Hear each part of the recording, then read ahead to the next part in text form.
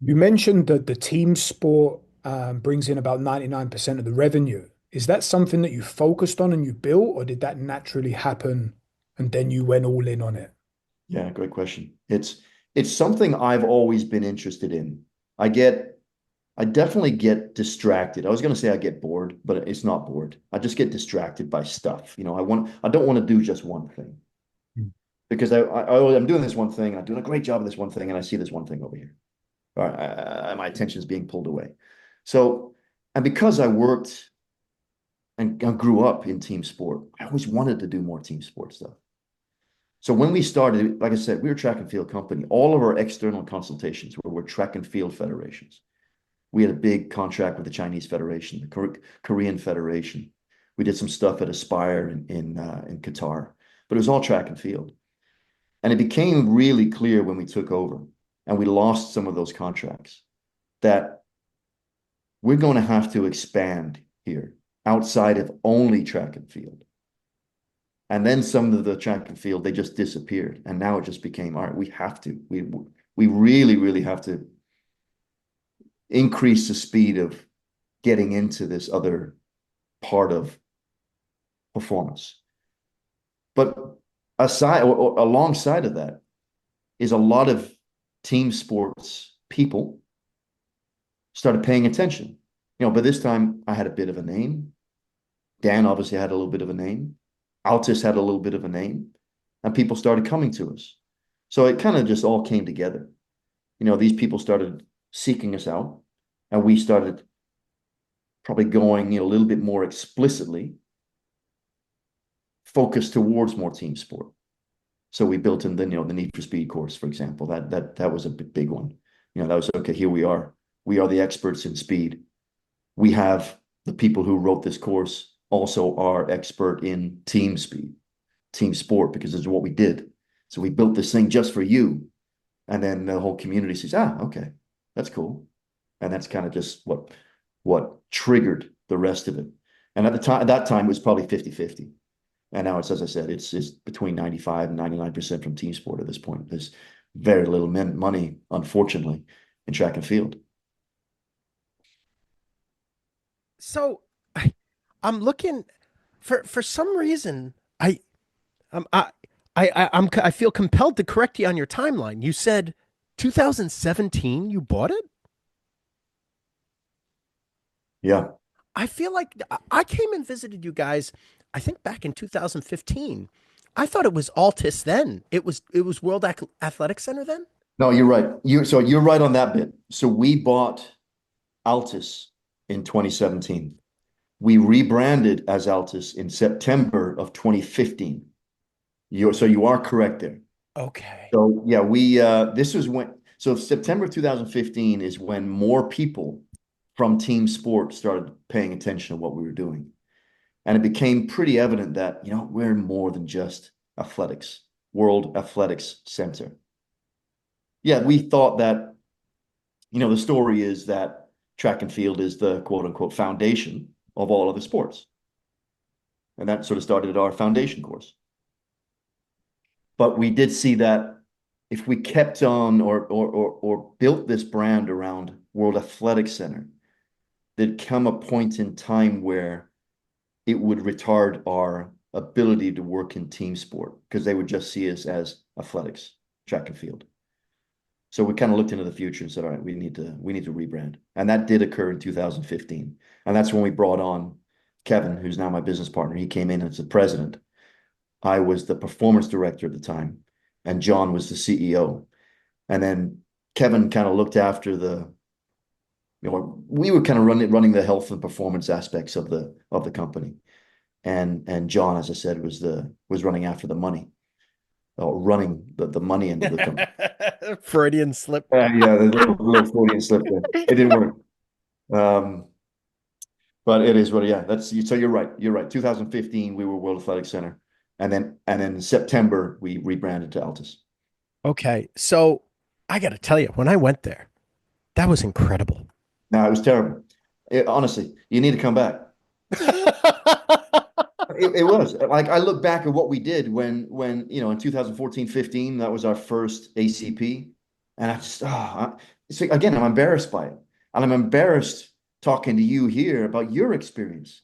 It's so much better, honestly. And and probably in 5 years, I'll look back at this conversation and say, that guy was an idiot too. It's better now. I don't know, but it's just, it takes time to learn how to do these things. And I felt like when you came, and that was what, 15? As Something you like said, that. Yeah, it's almost 10 years ago.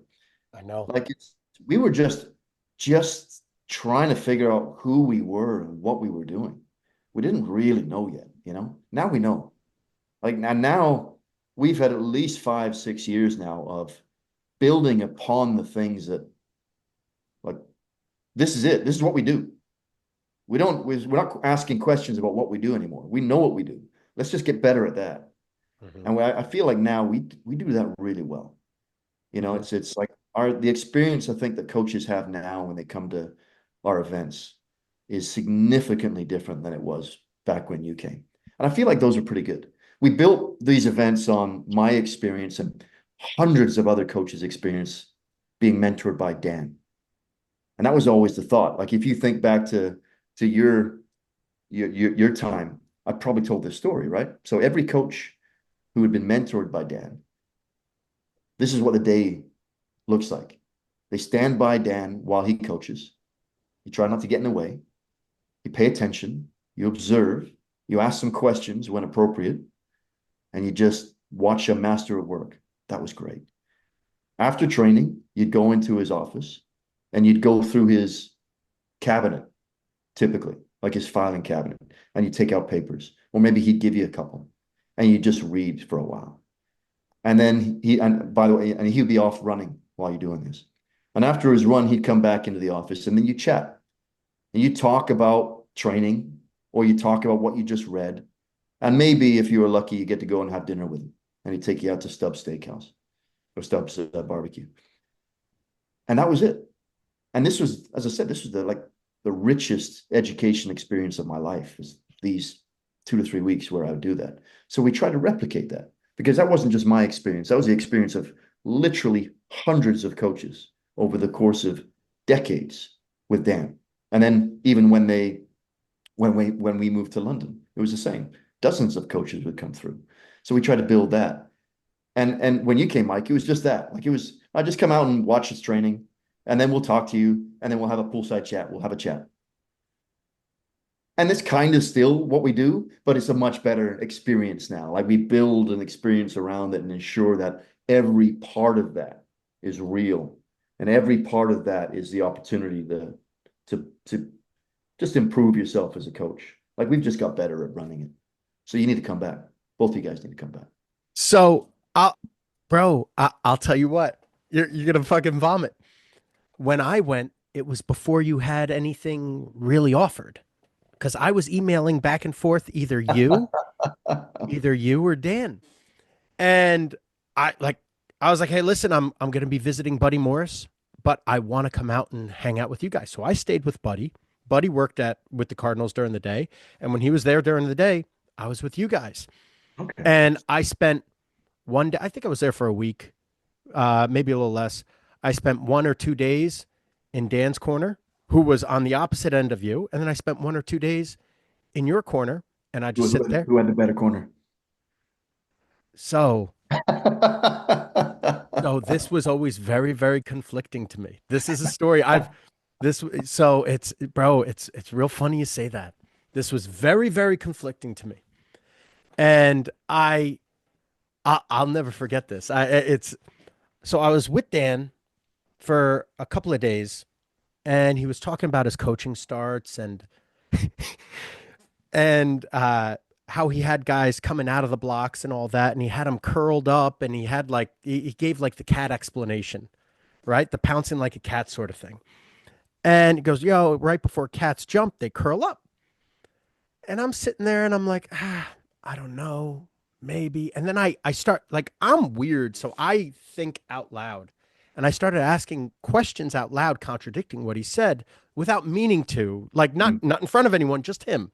And it was just me and him talking. And he kind of got like a little like flustered, like the fuck you questioning me. You know what I mean? Like, I do this all day, every day. And he's absolutely right. I'm like, shit, no. Sorry. Yeah, fuck cat. You're right. So then the next day I went over to your corner and things made sense to me. Now, I'm not saying that Dan didn't make sense to me. You know what I mean? But like, because you know how much I fucking love him and love his stuff. It just didn't like, I don't know. It's like contrary to some of the things. And I'm like, and I said out loud, I was like, oh, that makes sense to me. And bro, you went like this. What, did he give you the whole fucking cat thing again? And I didn't know what to say. I was like, yo, either this is a test or like, what the fuck? So I was like, ugh. And then you said, yeah, we like to make sense over in this corner. Like, I was, and Oh man, I hope Dan's not listening to this one. don't worry, I'll fucking edit this out. Don't Oh, no, worry. yeah, no, keep it in because I think that's an important point, right? Like like Dan has been to this day my primary mentor. It's the guy that I've learned the most from. But if I am just a copycat of Dan, Yeah. he hasn't done his job. Mm. That's any mentor-mentee relationship is the same. If I'm just thinking the exact same as my mentor is, I'm totally redundant. What's the point of me even being here? I'm trying to learn. And this is my experience, my subjective experience, based upon the athletes that I work with, the experience that I've had over the course of time, which is very different than Dan's, but very different from your two's, right? We all think differently. We may see the world within or through similar lenses, but we're going to have different experiences, work with different athletes, and coach differently. And I coach very differently from Dan, very differently. And we get, it's funny. And this is different now, but rewind 7, 8, 10 years. And most people who came to spend time with us were shocked that I was not just a mini Dan. Mm. I thought that I actually had my own brain and my own opinions. Like, come on, man, really? I've been doing this for a long ass time. You think I'm just doing the exact same thing as Dan Papp? I'm a 55-year-old man. I've been coaching for 40 years. I do this differently too. I have a brain, I think. And so some of the things that Dan thinks, I will disagree with. Doesn't mean I'm right and he's wrong. It's just based upon my subjective experience with the people that I work with and the way in which I see the world. This is how I do it. Doesn't mean anything. It's just that, So I feel like there's a lesson in that, like this is, as I said, Dan's my primary mentor to this day. If I have a problem, I'll go to Dan and say, hey, what do you think of this? I may not agree with his answer. I may not even go with the answer, but I'm going to go to him. Mhm. Yeah. Well, and then guess how much I paid for it? Well, nothing. I felt so bad. I was like, shit. I gave you both an envelope with like, first off, I was broke at the time. I just opened my gym. So like I had no money. And I gave you guys both like an envelope with a thank you card, written, like a handwritten thank you card, like with $100 in each one. It's like, at least I could buy you dinner. And Dan's like, hey, just so you know, I donated it or something. Yeah, I would have done as well. We don't pay, we don't charge people for that. Yeah. Just stop by. As you want to stop by, you just come and learn, man. Like Les has a similar story. Like Les, when he was a starting out coach, he, saw what we were doing and just wanted to come out and hang out. And he didn't have the balls that you had. Like you just, you reached out and said, hey, I'm going to come check you guys out. Les came out and just sat in the stands and watched from afar. And it's like the third day, I'm still seeing this cat over, sitting in the stands. I went over, hey, you don't have to sit in the stands. Eh? Like come and watch and talk to us. And that's how I met Les. This would have been 16 or 17, but it's yeah, man, that's great that you came out. Great that you had a good experience, but hopefully we can give you a better experience next time. Welcome anytime. So changing speed. Let's go back to when you got to London and you started working with these legendary sprinters, and you've come from Canada, where it's one caliber, to a new place. What are you doing different? What shocked you? What, going up this to the top level, obviously, we think they need something very special. What was your experience? What did you end up doing with them? It's such a great question, and there's so much learning came from the answer of that question. Because I thought the same as you. I said, all right, this is the next level now. I've worked with bobsledders for 15 years. It's bobsled. Like nobody cares about bobsled. You know, it's a winter sport. Like Mm. we go to races in Europe and there's 50 people there. Yeah. You know, it's freaking bobsled. It's great. And there's some really, really great athletes, but it's not Olympic track and field. It's not the fastest people on the planet. Or in this case, three of the top five fastest Brits in history. Like that was this is next level.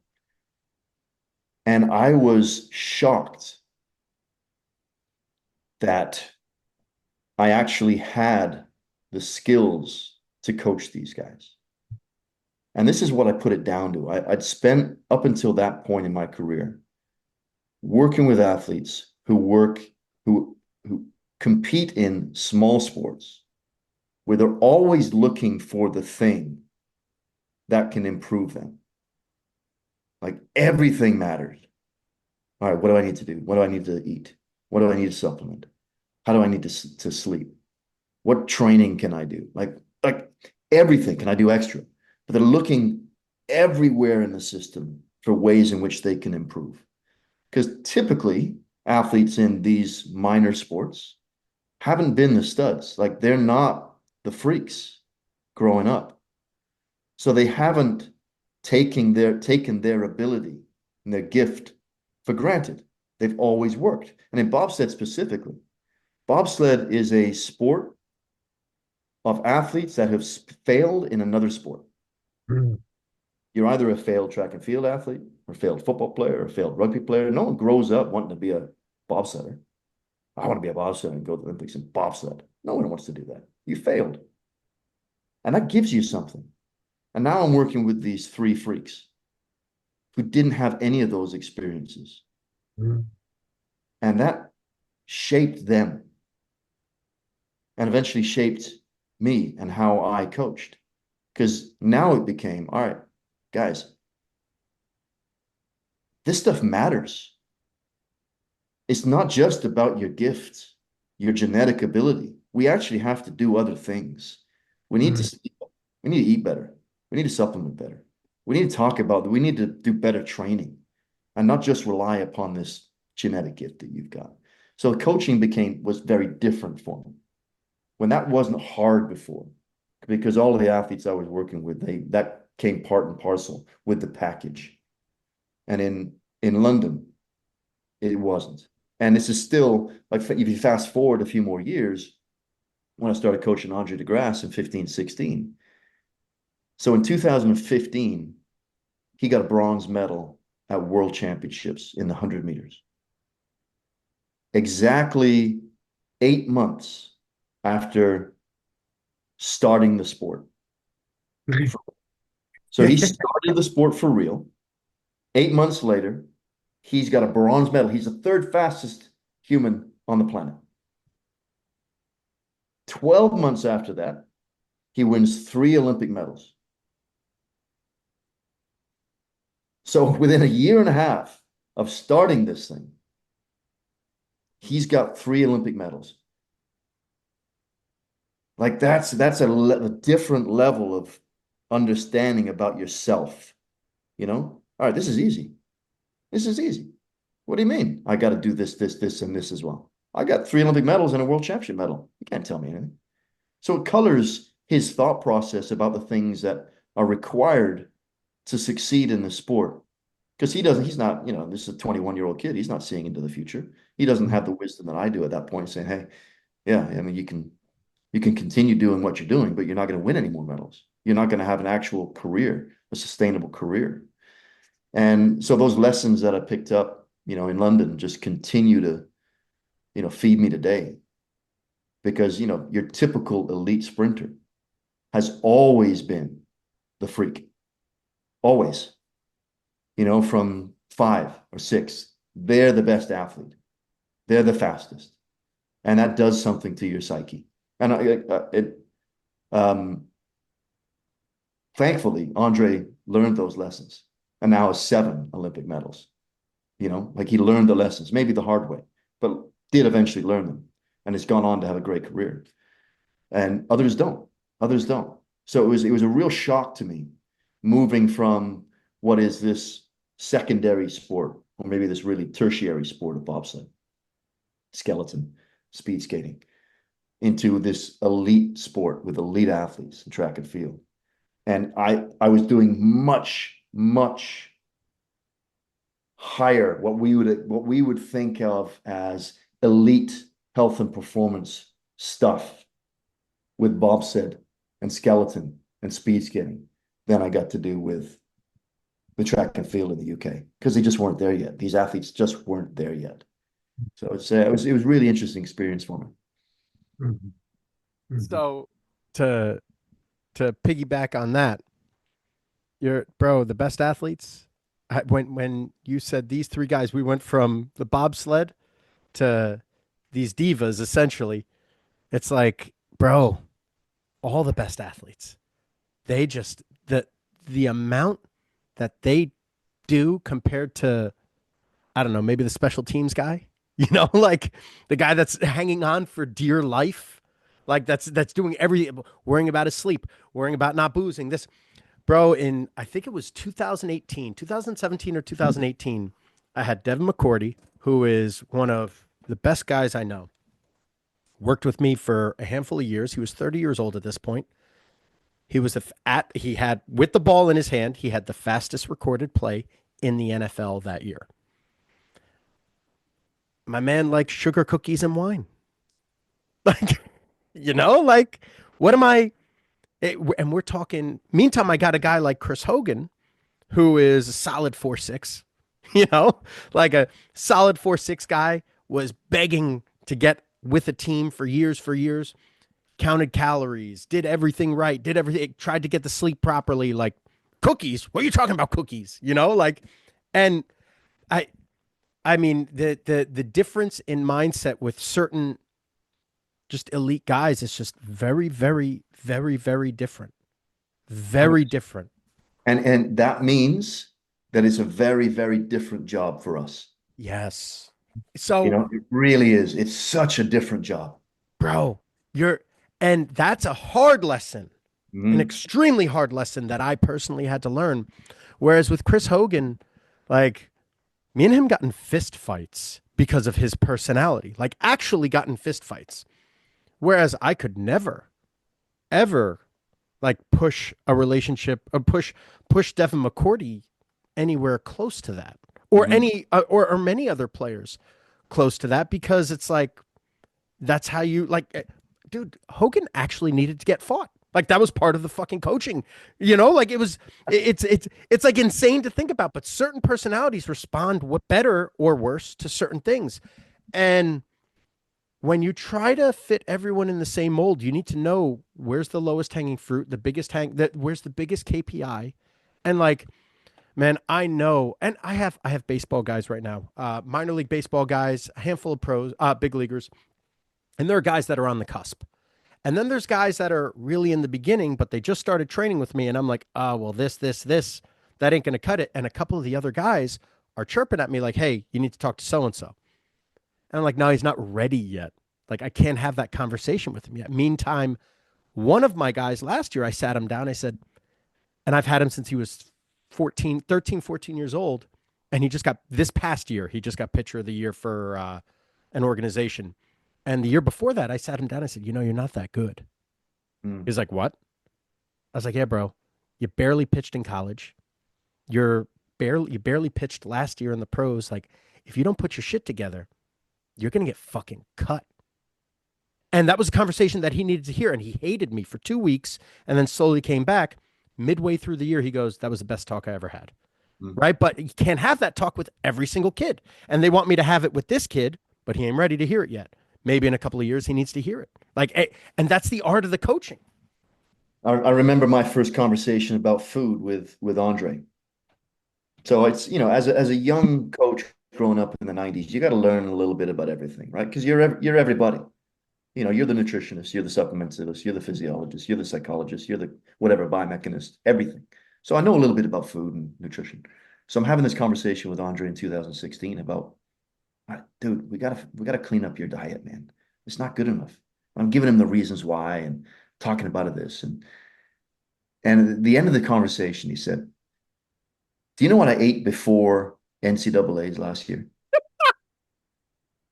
So he ran 100 meters in 9.7, windy, to win NCAA's by like 2 meters. They're telling him shit. And then an hour and a half later, he ran 19.5, again windy, to win the 200 NCAA's by like 3 meters.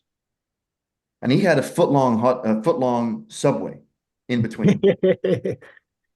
I had a foot long in between the 100 and the 200. I ran 9.7 and 19.5. And you're telling me all this. It don't matter. So, like, and I can argue and come up with a good logical argument that would make sense to me why it does matter. But that's his experience. And there's no arguing with it. And he wasn't ready for it. As you said, you're not ready for it yet. Maybe he's ready for it next year or 2 years or 5 years. Maybe he's never ready for it. But it's so much of coaching is identifying what the problem is now. The buttons that we can push today, they're going to have the biggest meaning to the health and performance of these players today. And it may not be the ones that we think are relevant to this other athlete or what we feel like are relevant to most people. The job is to identify what the buttons are to push for you today. That's the job. Yep. Yeah, dude. It's so true. So true.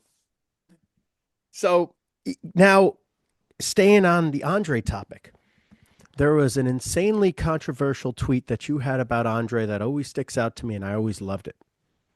And it was we didn't run at 100% once leading up to the silver medal. Not once. You said we didn't run 100% intensity leading up to the Olympics. Not once. And his fastest that he ever tried to run was in the Olympics. Do you remember that tweet? Oh yeah, I'm reminded of that every day. Not every day, but way too often. Yeah, way too often. That's one of those tweets I wish I hadn't sent out there into the world, you know? I loved it. Talk to me. Talk to me about that tweet. I want to understand it better. Andre had first of all, Andre had the very unique ability of rising to the occasion. He required a significant level of arousal to bring out his maximum intensity. So he's unique in that. There's not many other athletes that require that level of arousal to actually care enough to go as hard as he could. Me and you, like the three of us, can probably go out and do something as hard as we can just because, right? But most elites, like true elites, can't do that. They require more arousal than that, more excitement than that. They like a bigger reason than that. And that was him. It still is him. He couldn't even run maximally in a freaking diamond league. This is the circuit. Like, this is what matters. You're running for money here. And he couldn't even do that. The only time where he actually cared enough, in a good way, cared enough to put everything on the line to actually find everything that he's got is in the Olympic semifinal. Crazy. Absolutely crazy level. So first, it was that, right? And that's what I meant, like, we didn't run maximally because the only time he actually ran maximally was in the Olympic semifinal. It's the only time. Entire season. And the final. Now, if we zoom out a little bit and say, did you run as hard as you could in training? Probably not. Probably not. Like, I want you to run fast today. Today is a speed session. We're going to do 60s, 75s, 90s, fast you can. But his fast as you can is probably 99%. You know, where, as I said, the three of us could probably go out there and give it all we've got and die trying. Many people can. Generally, the lower level you are, the easier that is for you to be able to do. Elite people, they have a real difficulty. Many elites have a real difficulty of finding that level of intensity in instances that don't really matter. The arousal level just does not get there. And then zooming out again is, I don't think you have to necessarily go to the well to get the same adaptations from the work. there's a threshold. There's a threshold in doing squats and deadlifts. You can't just squat and deadlift at 70% of your 1RM and expect to get significantly better at your 1RM. But it doesn't also mean that you have to go to 1RM every single time you train. There's something in the middle. What is that threshold? For some athletes, to get a stronger 1RM, they may have to go to 97% or 98%, like a pretty high relative max. And others is significantly lower than that. Some might be able to build their maximum strength from 85% or 90%. You just do a lot of triples over and over and over again. And you just groove it at 85 or 90 and over and over and over. And then you test their 1RM every 3 to 6 weeks and it's increasing. All right. I mean, you talk to Bondarchuk and Bondarchuk won't even go over 60% most of the time. You'll still see 1RMs climbing. There's famous stories of Dylan Armstrong, right? Dylan did a Dr. B program, transitioned from Derek Evely's program, which is a lot of maximum strength work, went into a Dr. B program where they didn't do any maximum strength work. Dylan didn't know, he's going crazy. He's not doing any of the stuff. He's just doing this speed strength work. And just for fun, he tested his 1RM one day and it was up 60 pounds. I think it was his bench, and he went from 490 to 550 from doing 60%. Now, obviously, he'd already done the work, you know what I mean? So he already had that capacity in him. So that's maybe a little bit of a red herring there, but the point stands that it isn't 100% or nothing. And it's the same with speed. Like, what is that threshold? Part of what coaching is can we lower this intensity down so we can get more work done? Because if all we do is 100% maximum intensity work, how many repetitions can we get done in a session, and in a week, and in a month? Not a lot. Think about squatting again. Not many. You're doing 1RM squat. How many times a week are you doing that? Not a lot. You will break. It's the same with sprinting. So what is it? What is that threshold? Can we take it down to 99%, 98%, 97%, 95%? And why would we expect the neuromuscular physiological adaptations to be significantly different at that small of a decrease in intensity? They're not. They're very, very similar. So that was kind of my point behind that. And I think a lot of the nuance is lost with people who overly simplify that tweet and just, they take any of the complexity or the meaning behind what I was actually saying and just, Stu doesn't do fast work. Of course he does. Break it up. That's my entire program, my whole entire ethos is built upon doing quality work. 100%, I'm about high intensity quality work, but it does not have to be maximal. And anybody who says that, honestly, they do not know what they're talking about. If you have a strength coach that says the only way to get stronger is by lifting maximally, that's not a smart strength coach.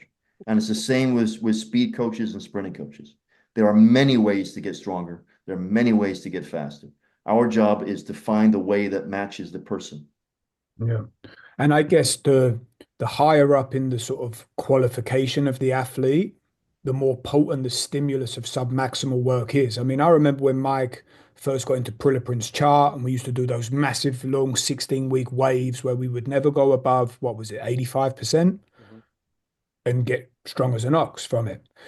One of the things you mentioned with the sort of the arousal state necessary to really pull the best out of Andre DeGrasse. Say, like, for example, it's purely genetics, which allows him also to tolerate the forces in sprinting from a physiological point of view. Do you think that that psychological component is also genetic? Or do you think that that's something that he's built up and trained from being that 5-year-old that was already the best athlete and having all of those positive experiences that have gone up?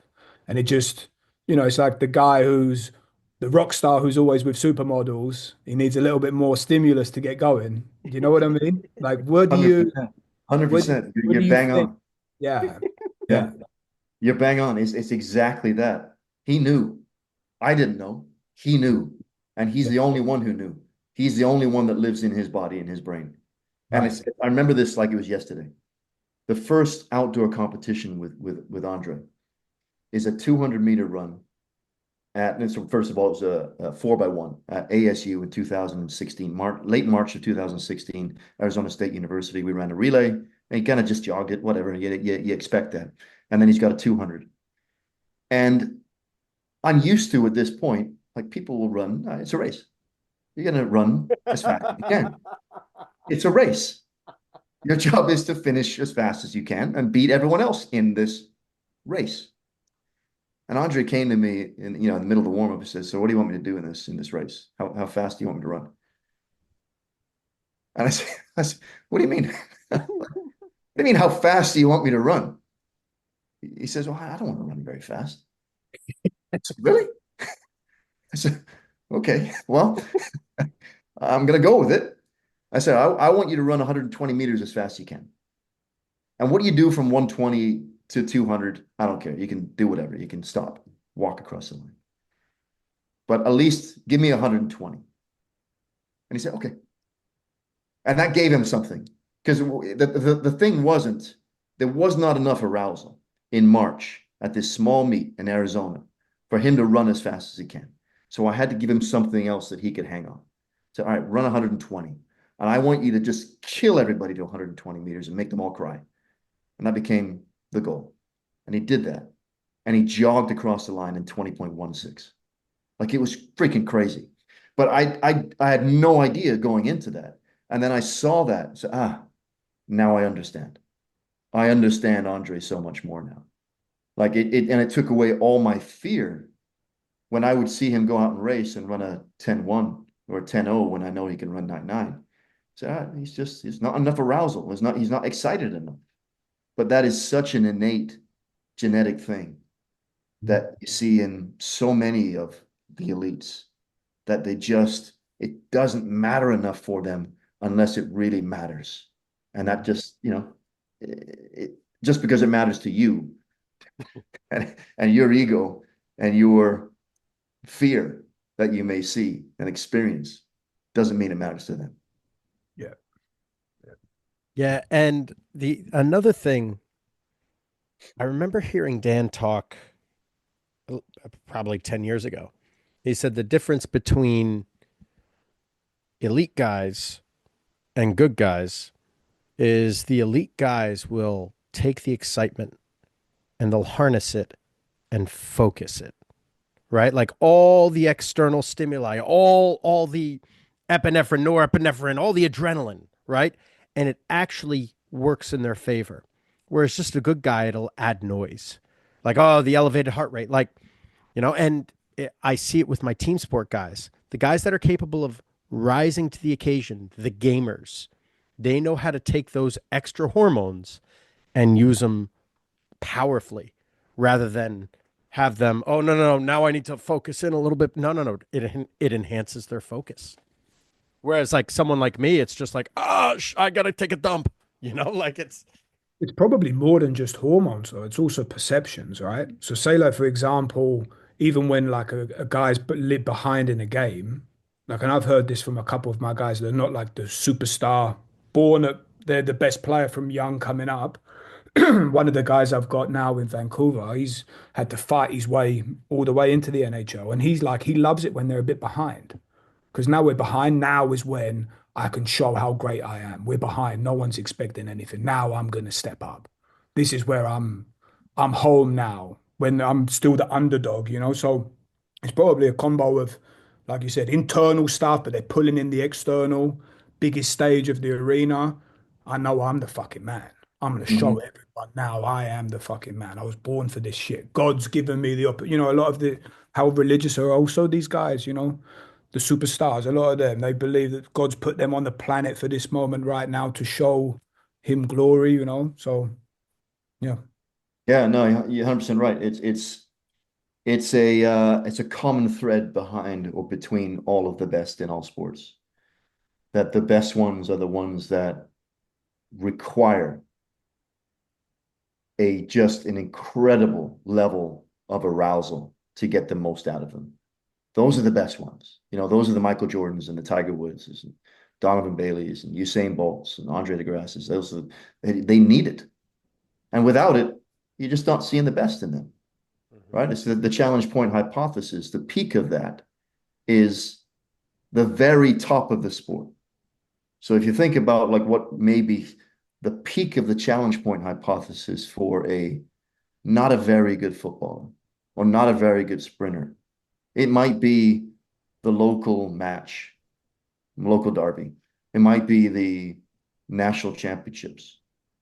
And they're off the other side at the FA Cup final Yeah. or off the other side at the international meet. All right, it's too much. It's too much arousal for me now, and I've just lost it all. But it's the ones at the top that it matches. The Olympic final, the FA Cup final, the European Cup or whatever, Champions League final. It's at the top. And they only show up at those days. Like really truly show up. Like that's when you see the best in them, for sure. And that's, as you said, like that's everything. That's psychology and hormones and everything all coming together. And that's part of our job too, right? Is to identify where the stability in a performance breaks down and then challenge the athletes appropriately. Does it break down at a pretty generally low level of complexity, or is it really high? With many, it'll break down at a lower level. And then can we then find opportunities to challenge them at that level? That's again, that's part of the job. Just because you can do a thing by yourself doesn't mean you can do the thing with 1 billion people watching you on TV. We know those are two totally different skills and two totally different experiences.